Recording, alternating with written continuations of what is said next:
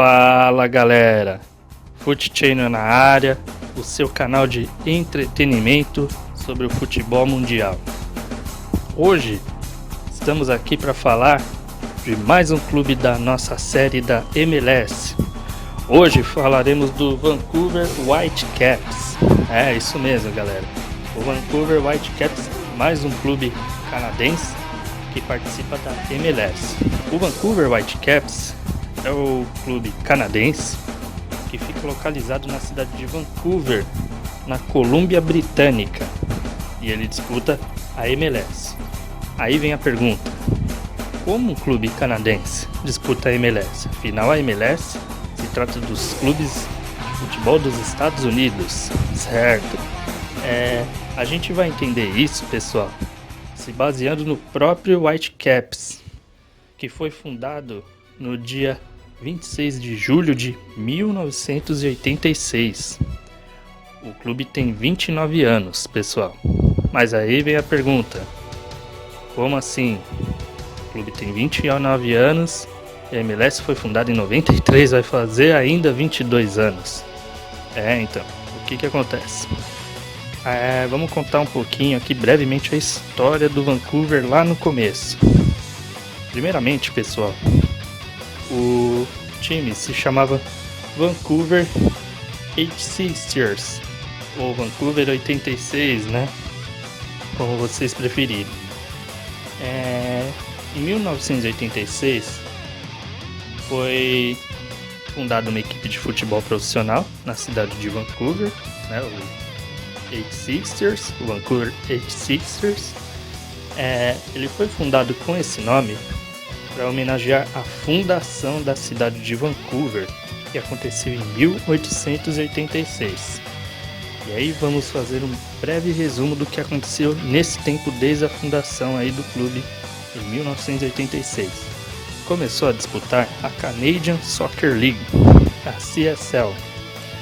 Ele foi 4 vezes campeão da CSL Championships, que foi em 88, 89, 90 e 91. 5 anos consecutivos na primeira temporada regular, ou seja, em 88, 89, 90, 91 e 92. Também eles participaram da North American Club Championship em 1990, que era um torneio onde jogava o campeão da CSL contra o campeão da APSL, a Professional American Soccer League. Ou seja, era um campeão canadense contra o campeão norte-americano que disputava essa taça, a North American Club Championship. E o que acontece? Devido a essa participação, né, e essa grande repercussão do 86ers, do Vancouver 86ers, em 1993 ele ingressou nessa federação, na APSL ou APSL. E o que acontece? No ano de 1997, essa organização de futebol norte-americana virou a USL. O curioso é que dentro de um período aí entre 88 e 89, quando o Vancouver ganhou uma temporada regular, eles ficaram 46 jogos consecutivos sem derrotas, pessoal. Tudo bem, eles não ganharam os 46, mas ficaram 46 jogos consecutivos sem perder. Algo meio difícil de acontecer hoje no futebol, né? Mas é uma marca que eles conseguiram.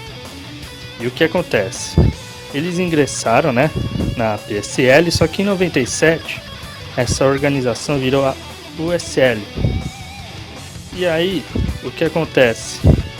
Devido a uma forte resistência política aí dos organizadores dessa federação, ele não fez mais parte, ou seja, ele saiu e não disputou mais até então nenhum torneio com os clubes norte-americanos.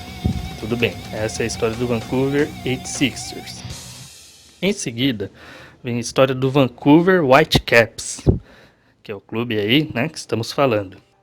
A partir de 2001, eles começaram a utilizar esse apelido de Whitecaps. Mas em 2003, o nome foi novamente mudado para Whitecaps Football Club. O Whitecaps Football Club possuía um time masculino e um time feminino.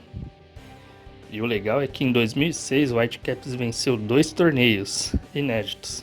Foi um com o time feminino e um com o time masculino. O time feminino foi campeão nacional da W League, ou seja, One League, a Liga das Mulheres. E o masculino foi campeão da Nations Cup, que foi um torneio criado pelo próprio Whitecaps para disputar jogos com equipes internacionais. É isso mesmo, pessoal. Só que dentro desse tempo ele disputou a USL sem ganhar nada. Ele ficou na federação, disputou, né? Mesmo com aquela mudança de nome da APSL para USL, ele continuou na confederação. Ele disputou normal os torneios, mas não chegou a vencer nenhum. Então, eles disputavam em paralelo com o torneio da USL, esse torneio que eles inventaram, né? Que é a Nations Cup. Devido a essa competição, o nome Vancouver, ele foi trazido de volta. Olha que confusão, galera, isso daí. Como mudou de nome esse time? Foi trazido de volta, se chamando Vancouver Whitecaps Football Club de forma definitiva. Por quê? Como eles carregavam o nome da cidade de Vancouver, eles teriam que ter algo oficial mesmo, né? No nome deles. E em 2007, eles assinaram um contrato de um amistoso contra o Los Angeles Galaxy. O detalhe, pessoal, é que nesse amistoso foi promovida a estreia do David Beckham, quando ele foi contratado pelo Los Angeles Galaxy. Só que até então, vocês estão ouvindo essa história, mas... E o Vancouver ainda não está na MLS. É isso mesmo. O que acontece?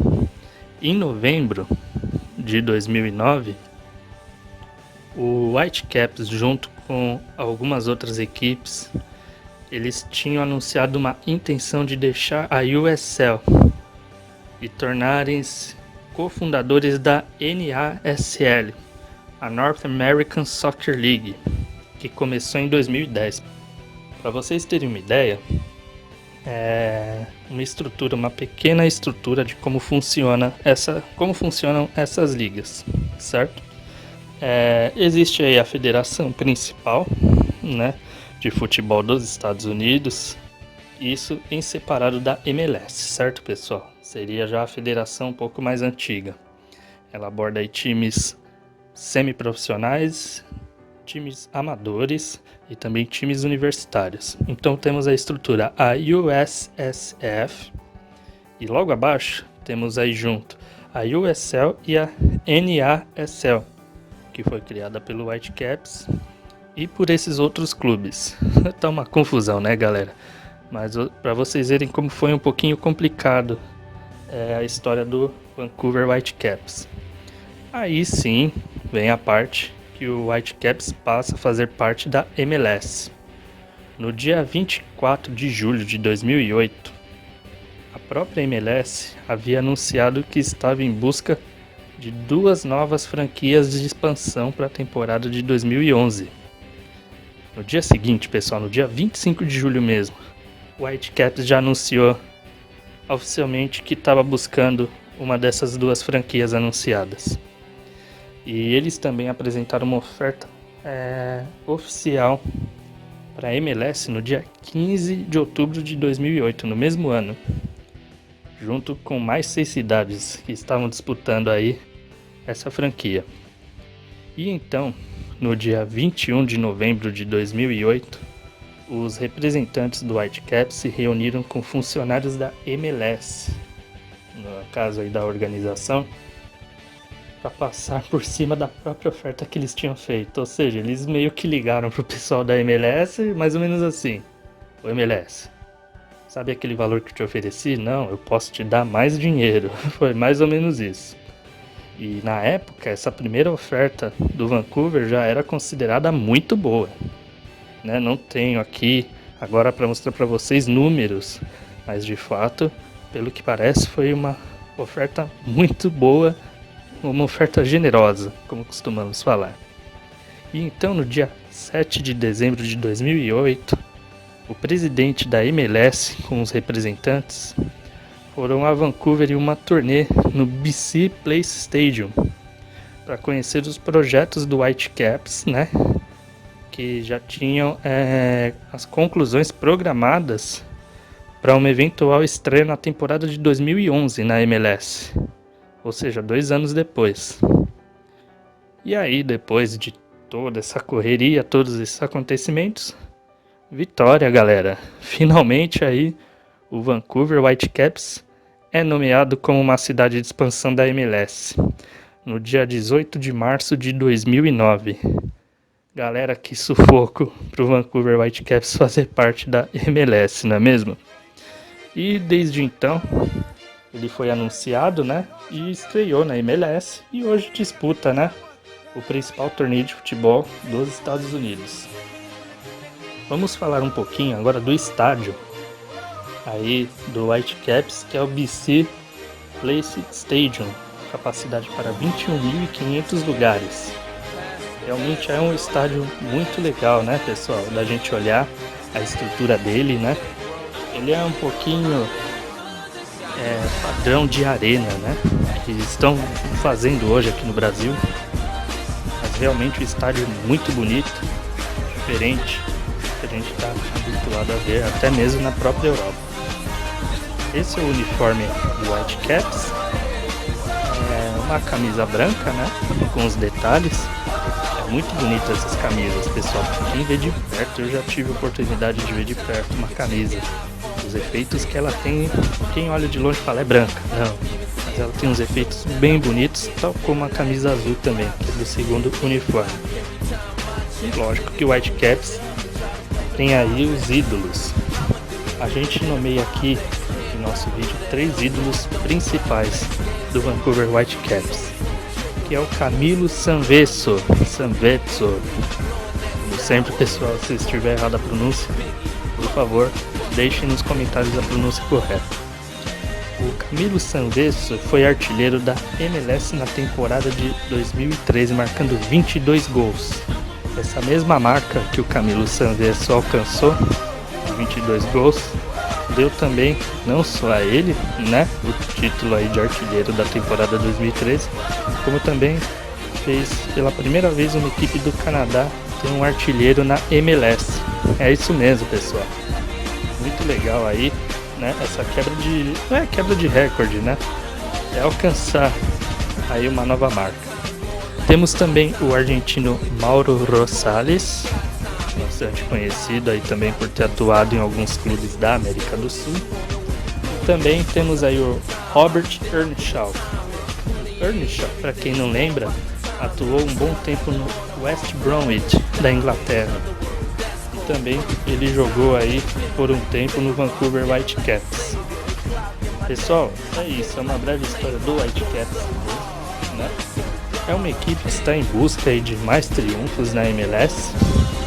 E também esperamos aí que eles alcancem aí os títulos muito em breve também, porque que história sofrida, né, pessoal? Todas aquelas mudanças de nome, mudanças de confederação e tudo mais, faz com que a Whitecaps mereça realmente em breve alcançar um grande sucesso aí na MLS.